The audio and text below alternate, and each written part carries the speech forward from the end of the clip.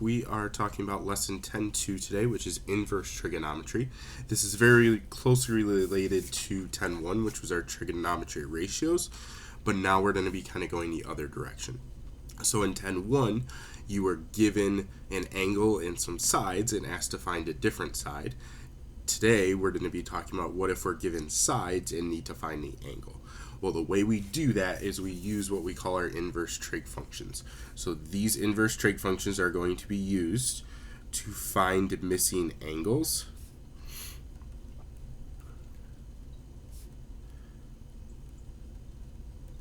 Okay, so whenever we see that a problem is asking us for a missing angle, we know that we're going to have to use one of our inverse trig functions. So let's start to talk about our trig functions again.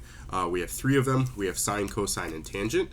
Each one has its own inverse. So we're going to write a similar statement for each one of these, and then we'll kind of talk about how that really works with each one as well. So we're going to start with sine here. We're going to say that if the sine of some angle is equal to the opposite over the hypotenuse, which is what we talked about in 10.1, that sine is always over h, or opposite over hypotenuse. If that is the case, then I know that I can find the angle by taking the inverse sine, which we indicate with a little -1 after the n there. Then in parentheses, I actually put the fraction that I'm using. So I use the O over h, close my parenthesis, and set it equal to theta, which again is our missing angle. So what I've basically done here is I'm allowed to move this angle to get it by itself by taking the inverse sine. You could almost think of it as like the sine is being multiplied, so I have to divide by it. But it's not really multiplying, it's taking the sine of that angle, so I have to do the opposite, which I indicate with that -1. Okay, and now we're going to be able to write very similar statements for cosine and tangent as well.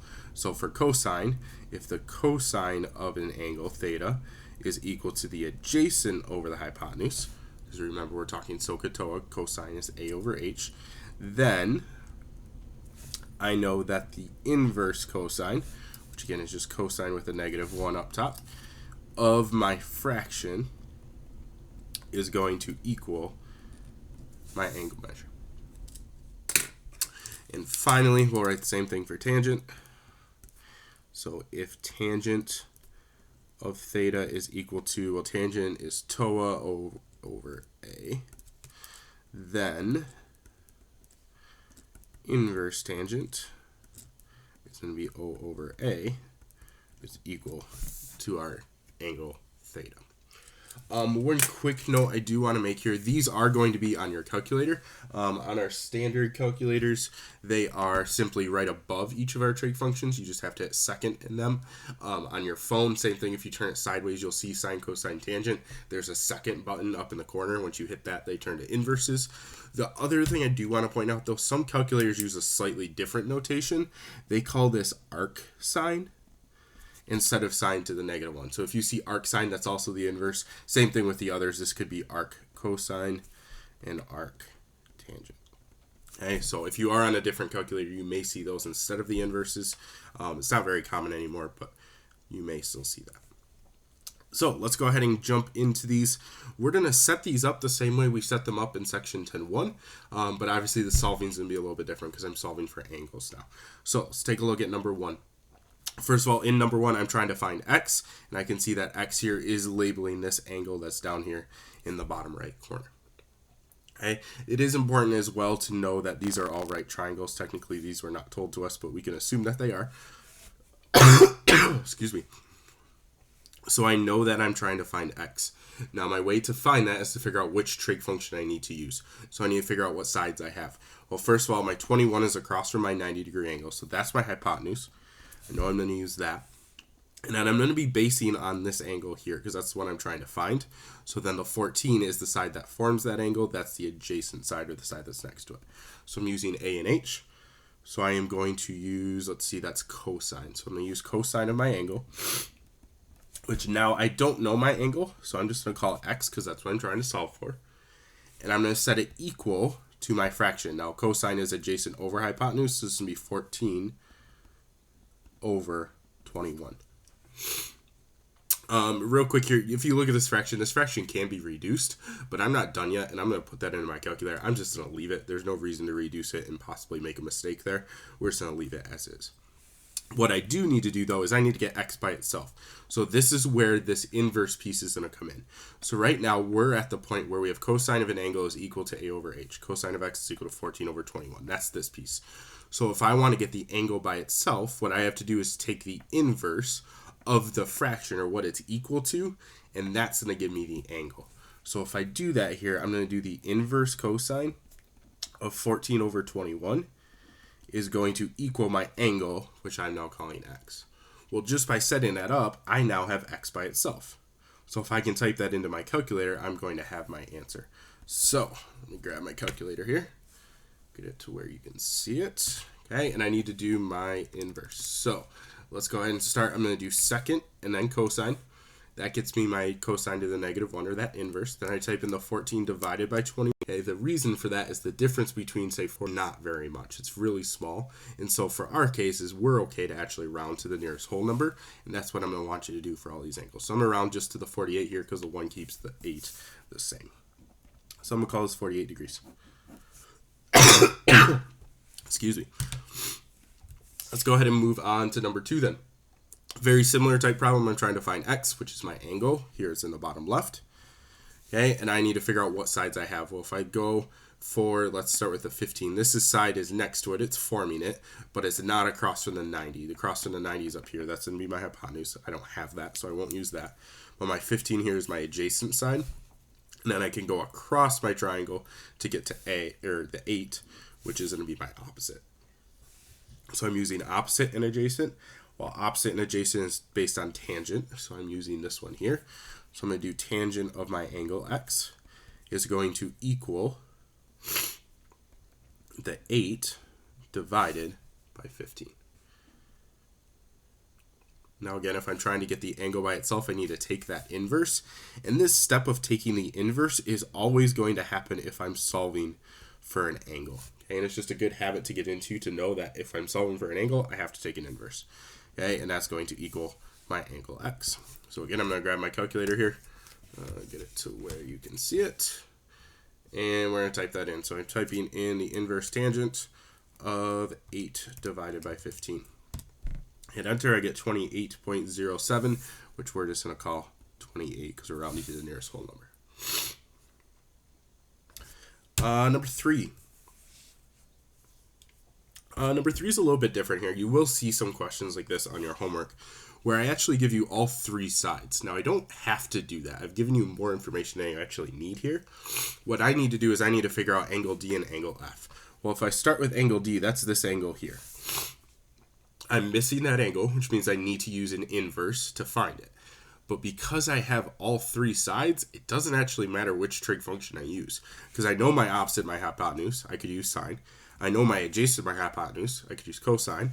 I also know my opposite, my adjacent, I could use tangent. So it's really just a matter of picking your favorite one. It doesn't matter which one you use, you will get the same answer for each one. So for the first one here, let's just do sine. So sine for D is going to be opposite, which is 5 over the hypotenuse, which is 13. So this is going to be sine of, we'll just put D in there for now, is going to equal 5 over 13. Now to get D by itself, I need to take the inverse. So I take the inverse sine of 5 over 13, and I set it equal to D. So if I want my answer, I just need to type that into my calculator. Get rid of what I have here. I have inverse sine of 5 divided by 13. Close it off, hit enter. I get 22.6. That 6 is around the 22 up to a 23. We'll call this 23 degrees. I'll put that on my line here as well. Finally, I need to find angle F up here as well. Now, angle F is probably a different measure.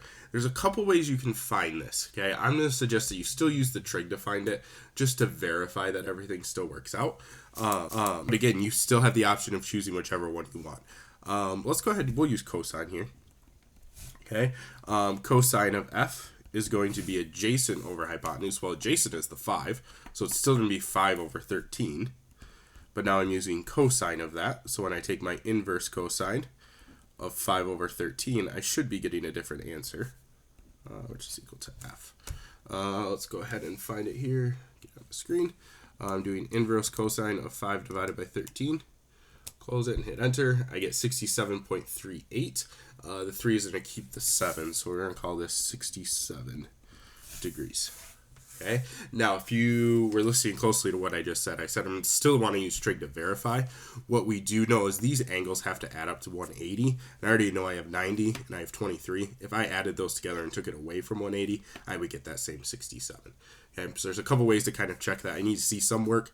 I would suggest just still using the trig since that's the section that we're in. Finally here, number 4. Number 4 looks a little bit different. There are no triangles here. We just want to find each angle measure based on what we have. So our angle measure is the theta that's here. And I have these decimals. Now these decimals are really taking the place of the fractions. You have to remember all fractions could be converted to decimals. We just keep them so that they're exact. Here they're giving me the decimal form. So I'm going to do the exact same thing. If I want to get the angle by itself, I have to take the inverse. And I take the inverse of what we're set equal to. So this is the inverse of 0.914 or 0.914, and that's going to equal my angle theta.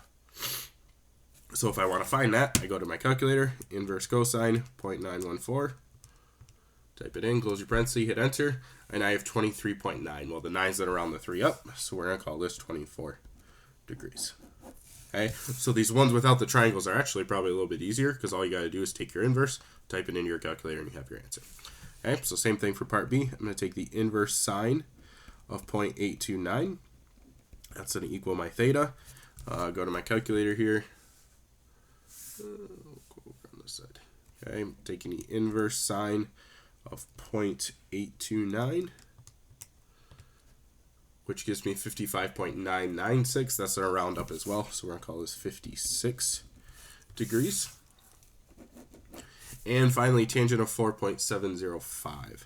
Okay, so I'm going to take the inverse of that, tangent to the negative 1 of 4.705 is going to equal theta. Okay, go back to my calculator, inverse tangent 4.705, enter, and I get pretty much exactly 78 degrees. So there's my answer. So just remember with all of your inverses here, that's how you're finding missing angles. So any missing angle is going to involve an inverse. One last thing I do want to make a quick note here. As we're finding these missing angles, we want to round angles to the nearest degree. So just the nearest whole number with all of your angle measures. And that'll be the same for your homework as well.